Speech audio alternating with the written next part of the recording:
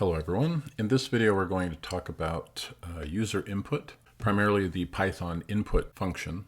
And for demonstration I'll be using PyCharm Community Edition. One of the first things to discuss here is the difference between a console application and a graphic user interface or GUI application. I think most people are most familiar with graphic user interface applications where the screen has color and graphic elements, and if it's a data entry application, sort of like this form here, there are fields where the cursor is placed and you type information, and there's a save button or a submit button or something like that. In a later video, we'll be discussing graphic user interfaces more specifically, but for our purposes right now, we're really focused on a console application, or sometimes called a terminal application, which does not have the graphical elements and the colors and buttons and things like that. So when we're working on an application like this, we need a way to get information from the user.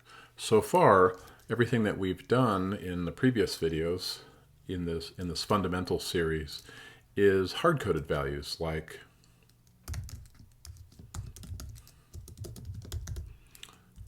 So we've seen something like this before. We have a variable name, the assignment operator, which is the equal sign, and then in this case, it's a string, which is a set of alphanumeric characters enclosed in quotes. So that's a hard-coded value. And so if we had hard-coded values in our application, and we had this line of code, that means that the first name would always have the word Bob. But most of the time, we want to acquire data from outside of our program. We're either going to read a file, we're going to query a database, we're going to prompt a user. We want to have dynamic data and have our programs more functional for various types of data instead of hard coding values, which is actually quite rare in production applications. So the first thing I want to point out with regards to the Python input statement is that it is the way in which we can prompt the user for some values at the command line, so that in a console application, we're able to acquire data from a user. The general form of the input statement is like this.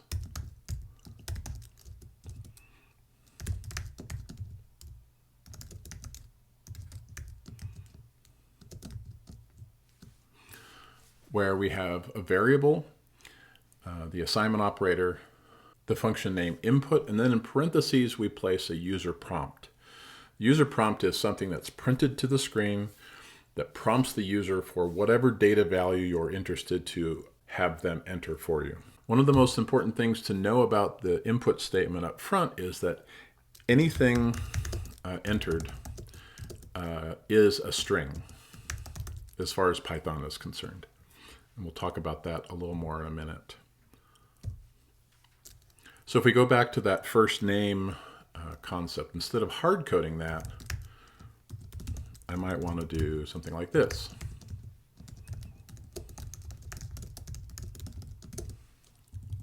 So this is, in essence, the same intent as that original line of code.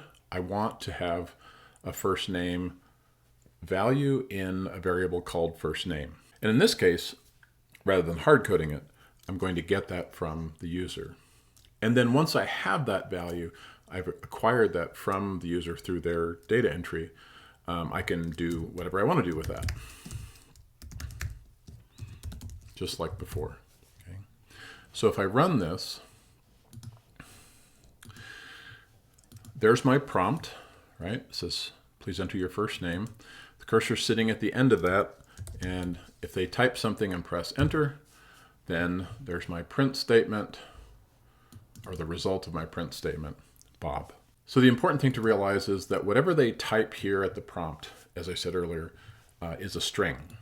And we'll see why that's so important in a minute. So the nice thing is I can use as many input statements as I need.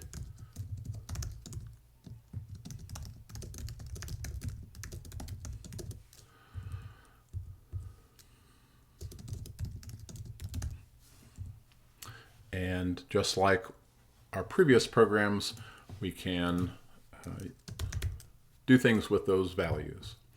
There's my first prompt, my second prompt, and the output of my print statement. So as a bit of a review here with regards to printing, I wanted to just point out a couple of things. I've had a couple of messages about ways in which to use the print statement, and there's a later video that will cover this more in depth. But let's remind ourselves that what is happening here with this plus operator is called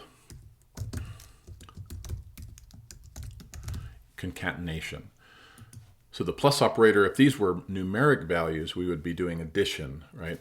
But because these are strings, the first name and the last name, concatenation is when I take two strings and I combine them together. Keep in mind that in Python, the first name is an object and the last name is an object. And because strings are immutable, when I concatenate them, I actually get a new value with the concatenated string. If you noticed when I ran this, the first name and the last name were together. There was no space between them. So because of the way in which strings work and the way the print statement works, we can do things like this and concatenate literal strings, which this you entered is a literal string. It's not part of a variable. And I can run that again. And now I have a space between Bob and Smith, and I have a little sort of a response prompt back to the user. Another approach of doing this is to, and this is a little bit more what is often referred to as the Pythonic way.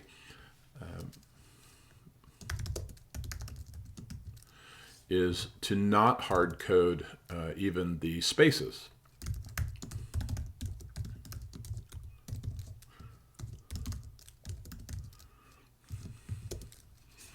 If you recall from our discussion of printing, this is the more common approach. And keep in mind that we have three objects here. That literal string you entered, colon is an object, first name is an object, and last name is an object, all three of which are of data type string. And this is my separator parameter for the print statement. So now if I run it again, I get exactly the same output. However, my approach is a little different, and as I said, is often considered more appropriate. So let's go back to the original comment up here and remind ourselves that anything that's entered at the input prompt that we provide to the user, Python is going to read that as a string. So if I were to say age equals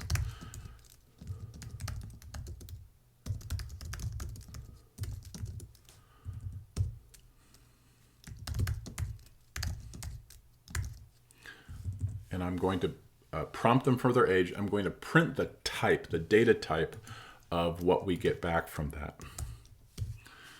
You notice that my data type is of type string. So this is important to know. If the values that we want to prompt for need to be numeric, then we're going to need to do something with that. And no matter what we ask the user for, it's going to be a string. So if I were to change this yet again,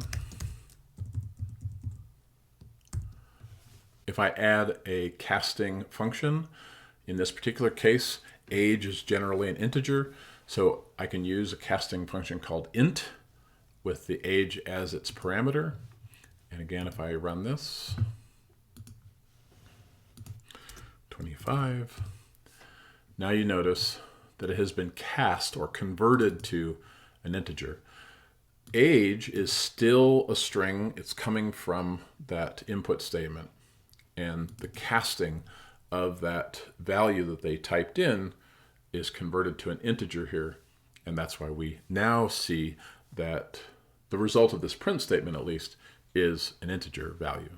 So if we were doing this for other values that we need to use in mathematics, or needs to be a numeric data type to store in a database or whatever, we can use this casting function. And there are several of these for the various data types. Also, this particular case, this example, is what's called explicit casting.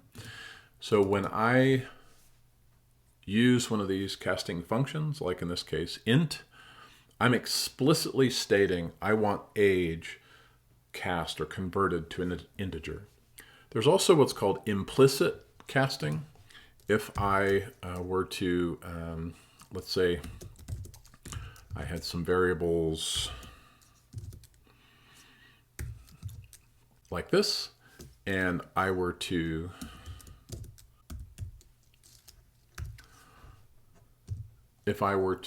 assign a mathematical operation to another variable, in this case z. If you think about dividing 10 by 3, the result of that is not going to be an integer, right? So if I were to run this, actually let me get rid of this, we don't get a prompt. So again, this is called implicit casting.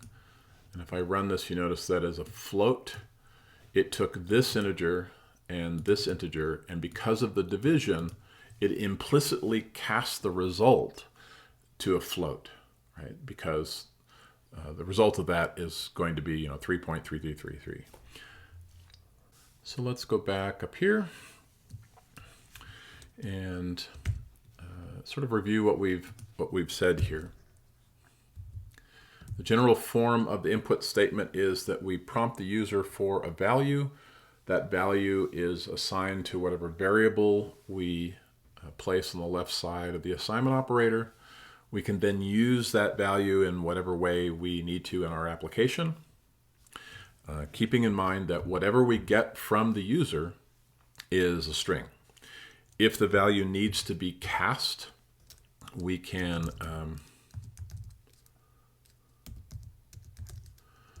explicitly cast it with something like the int function. If we end up using that value and we cast it, but we use it in a mathematical operation, for example, we would end up with an implicit casting. So this sort of brings up an issue that we're not quite ready to completely tackle. We'll do this more in an upcoming video, but it's the issue of data validation. We need a couple more Python features to really do this right. But if we go back to that, let's say, go back to that age example.